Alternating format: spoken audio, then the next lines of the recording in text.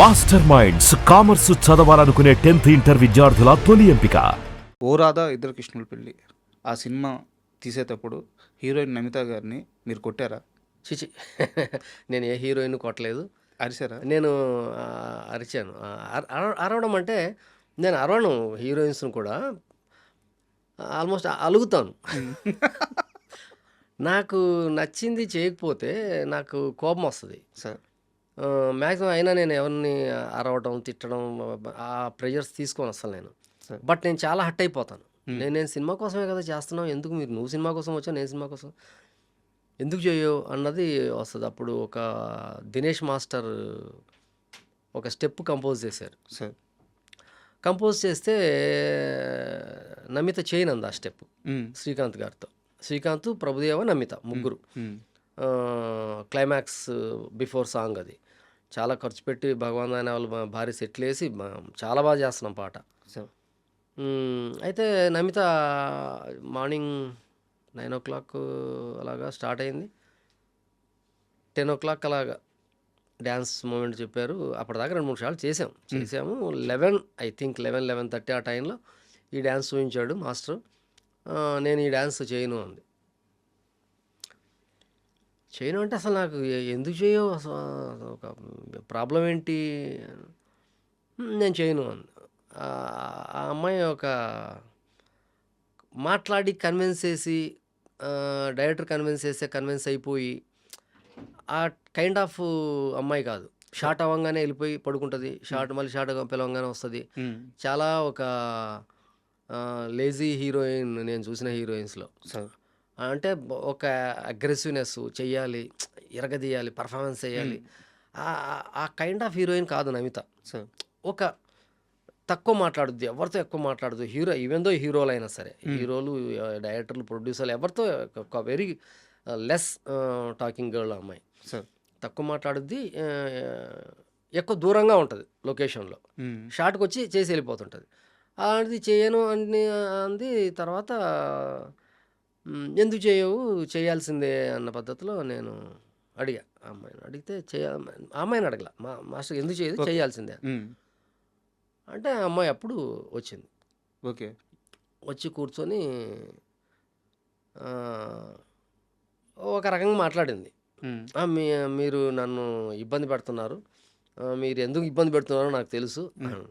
ఎందుకు ఇబ్బంది పెడతాం, ఒక డ్యాన్స్ మూమెంట్ మాస్టర్ చెప్పాడు, ఆ డ్యాన్స్ ఏమని చెప్తున్నావు, ఇందులో ఇబ్బంది పెట్టడం ఏముంది, నాకు తెలిసి మీరు ఎందుకు ఇబ్బంది పెడుతున్నారు.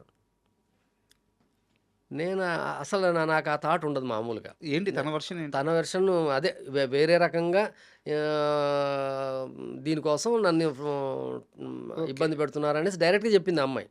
ఓకే నేను అలా ఎందుకు ఇబ్బంది పెడతాను అని ఆ అమ్మాయి తాలూకు కపూర్ అని ఒక కుర్రాడు ఉండేవాడు అప్పుడు. ఆ అమ్మాయి బాయ్ ఫ్రెండ్ అని అనేవాళ్ళు, బట్ అది నిజమో కాదో మనకు తెలియదు.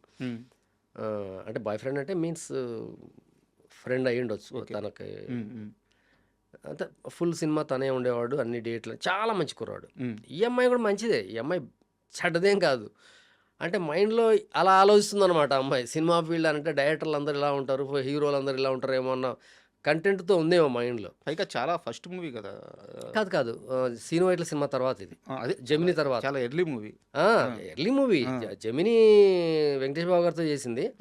ఆ సినిమా ఆడలేదు, తర్వాత ఇమ్మీడియట్ మూవీ ఇది. అవును అవును. ఆ అమ్మాయిని చాలా నేను డిమాండ్ చేసి, అమ్మాయి చాలా బాగుంది, అమ్మాయి బాగుంటుంది అనేసి నేను పర్టికులర్గా అడిగి తెచ్చుకున్న హీరోయిన్ అమ్మాయి. సార్ వెళ్ళి కథ చెప్పి కపూర్కి చాలా బాగా నచ్చి అసలు ఈ కాన్సెప్ట్ చెప్పినప్పుడు అసలు ఆ కుర్రోడు, ఆ అమ్మాయితో ఉండే కుర్రోడు చాలా ఇంప్రెస్ అయ్యాడు. ఆ అబ్బాయి, ఆ అబ్బాయికి చాలా నాలెడ్జ్, సినిమా నాలెడ్జ్ అంతా. ఆ కాస్ట్యూమ్ డిజైన్ కానీ అన్నీ, నేను సాంగ్ అంటే నేను ఎవ్రీథింగ్ కాస్ట్యూమ్ డిజైన్ దగ్గర నుంచి సెట్ దగ్గర నుంచి అన్నిట్లో ఉండేవాడిని. చెబితే నాకు ఆ అమ్మాయి అన్న మాట నాకు గట్టిగా తగిలింది. మీరు ఇంకో మనసులో ఓడి పెట్టుకొని నువ్వు నన్ను ఇలాగ టార్చర్ చేస్తున్నావు అన్న మాట గట్టిగా తగిలింది. షూటింగ్ ముందు బ్రేక్ చెప్పేసాం. 11:30కి బ్రేక్ అన్నది చెప్పం మామూలుగా. అంత పెద్ద సెట్టు, డాన్సర్సు, ప్రొడ్యూసరు హట్ అవ్వచ్చు, అయినా సరే బ్రేక్ చెప్పేసాం. బ్రేక్ చెప్పేసి అమ్మాయి తాలూకు కపూర్ ఉన్నాడు కదా, అతన్ని పిలవండి అని చెప్పా. అతను ఈ ఇష్యూ చెప్పింటారుగా, మేనేజర్లు ఎవరో పోస్ట్ చేసి ఉంటారో, అర్జెంటుగా వచ్చాడు. అతను వచ్చేసాడు. ఏంటి ప్రాబ్లం అంటే, ఇది ప్రాబ్లం, ఒక స్టెప్ చెప్పాము, అమ్మాయి చేయనంటుంది, ఎందుకు చేయనంటుంది, ఈ విషయం చెప్పలేదు. ఇంకా ఇలా నాతో అంది అన్న విషయం చెప్పకుండా ఇలాగా చేయనంటుంది, చేయాల్సిందే ఆ అమ్మాయి అన్నాను. ఆ అమ్మాయి ఎందుకు చేయదు, ఆ స్టెప్ ఎందుకు చేయదు, దాంట్లో ఇబ్బంది ఏముంది ఉమ్, అంటే రూమ్లోకి వెళ్ళాడు. ఆ అమ్మాయితో ఏం మాట్లాడాడో తెలియదు కానీ వచ్చాడు. బ్రేక్ ఇచ్చాము. శ్రీకాంత్ గారు, ప్రభుదేవ అందరు బ్రేక్కి వెళ్ళిపోయారు. 1:30కి భోజనాలు అయిన తర్వాత వచ్చాడు. వచ్చి okay sir, I convinced her, చేస్తుంది ఆ అమ్మాయి, ఉమ్, ఇబ్బంది ఏం లేదు అన్న. అనగానే బ్రేక్ తర్వాత యాజ్ ఈజ్ మొత్తం డాన్సర్స్ అందరు, ప్రభుదేవ, శ్రీకాంత్ అందరు వచ్చారు. వచ్చేసి శ్రీకాంత్ గారికి వెళ్ళి రెడీ అంటే నేను డ్యాన్స్ మాస్టర్తోనే చెప్పాను, మా అమ్మాయి చేస్తుంది, షార్ట్ కంపోజ్ పెట్టేసేయండి ఓకే. అంటే వీళ్ళు మాస్టర్ దినేష్ వెళ్ళి చెప్పినట్టున్నాడు. శ్రీకాంత్ గారు నేను చేయను అన్నాడు. నేను చేయను అన్నాడు. నాకు రైట్ థింగ్ అనిపించింది. Um, yes, tit for tat, correct. ఎందుకు ఆయనతో నువ్వు చేయనన్నప్పుడు, ఆయన ఈ స్టెప్ నువ్వు చేస్తానన్నప్పుడు నేను చేయాలా అన్నట్టుగా. అంటే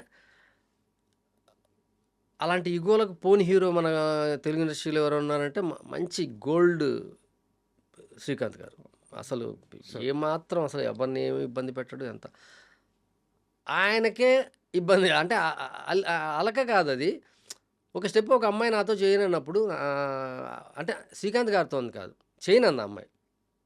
సో నాతోనే కదా చేయనంది, సార్. కాబట్టి నేను చేయను. ఉమ్, నేను చేయను, ఆ స్టెప్ తీసేయండి, వేరే పెట్టేసేయండి అన్న. ఉమ్, నాకు వెరీ లాజికల్గా అనిపించింది. సరే స్టెప్ మార్చాము, చేసాం. సాంగ్ అయిపోయింది. సాంగ్ చాలా బాగుంటుంది. శ్రీరామచంద్ర సిగ్గే గోవింద అనే పాట చాలా పెద్ద హిట్ సార్. చాలా పెద్ద హిట్, చాలా బాగుంటుంది విజువల్గా సాంగ్. అవును. మిగిలిన అన్నీ చేసింది. బట్ నాకు ఆ స్టెప్ నాకు నచ్చేసింది. ఉమ్, అది స్టెప్ చాలా మంచి స్టెప్. ఈ ఇరిటేషన్లో అది సరిగ్గా ఆ కాస్ట్యూమ్కి అసలు ఎంత బాగా కంపోజ్ చేశాడు దినేష్ అనుకున్నా. అంటే నమితకి, ఉమ్, నమిత హైట్కి ఇద్దరు కుర్రాళ్ళని టీజ్ చేస్తున్న లైక్ సాంగ్ అది. అదే. సో తర్వాత ప్రభుదేవతో పాట చేస్తున్నాం. పాట చేసేటప్పుడు ఆ స్టెప్పు ప్రభుదేవ గారికి కన్విన్స్ చేసి ఆ డ్యాన్స్ మాస్టర్ని అక్కడ చేయమని చెప్పాం ఓకే. ప్రభుదేవతో. అప్పుడు ఆ స్టెప్ చేసాం. ఇప్పుడు సినిమాలో కూడా ఉంటుంది. ఉమ్, ప్రభుదేవ పైన భుజం పైన కాలేసి స్టెప్ ఉంటుంది ఒకటి, ఓకే. ఆకు ఒక్క వేసి అనే పాట. ఉమ్, అలాగా అంటే సినిమా అప్పుడు బాంబే నుంచి వచ్చే హీరోయిన్స్ అందరు ఏంటంటే కొంతమంది ఇక్కడ జరగవచ్చు, జరగకపోవచ్చు సినిమా ఫీల్డ్లో. ఈ ఇలా ఉంటుంది, అలా ఉంటుంది అని చెప్పేవాళ్ళు ఎక్కువ ఉంటారు. సార్. అప్పుడే బాంబే హీరోయిన్స్ హవా ఎక్కువగా పెరుగుతున్న టైం అది. ఉమ్, అక్కడి నుంచి వచ్చే వాళ్ళంతా చాలా సెక్యూర్డ్గా ఇక్కడికి సినిమా ఫీల్డ్కి వెళ్తే ఇలాంటి ప్రెజర్స్ ఉంటాయంట, ఇలా అడుగుతారంట, ఇలా పిలుస్తారంట అనుకునే డేస్ అనమాట. ఇప్పుడు అలాగే ఉంది, అప్పుడు అలాగే ఉంది, అంతకుముందు కూడా అలాగే ఉండి ఉంటుంది. ఆ టైంలో ఆ అమ్మాయి అలా ఫీల్ అయ్యింది. ఓకే. డైరెక్టర్ ఏదో మనసులో పెట్టుకొని ఇలా చేస్తున్నాడని. బట్ ఆ తర్వాత మళ్ళీ బట్ ఇక్కడ అమ్మాయికి తెలిసి ఉండకపోవచ్చు. ఎందుకంటే నాగేశ్వర రెడ్డి అనే వ్యక్తి కొత్తగా ఆ సినిమా తీయట్లేదు. అంతకుముందే 4 సినిమాలు ఉన్నాయి. దానికంటే ముందు 9 సంవత్సరాల పాటు సినిమా ఇండస్ట్రీలో ఎస్వి కృష్ణారెడ్డి లాంటి ఒక అవును లెజెండరీ పర్సన్ దగ్గర 9 సంవత్సరాలు ట్రావెల్ అవ్వాలంటే మామూలు సర్టిఫికేట్ అయి అవును సూపర్ సర్టిఫైడ్ అయ్యి ఉండాలి. అవును ఆయన అక్కడ పక్కన అక్కడ ఉండాలి. ఏంటంటే అసలు ముందు అట్లాంటి స్మెల్లే ఉండదు అక్కడ. ఆ, వెరీ ఫ్యామిలీ ఓరియంటెడ్ కంపెనీ ఏదన్నా ఇండస్ట్రీలో.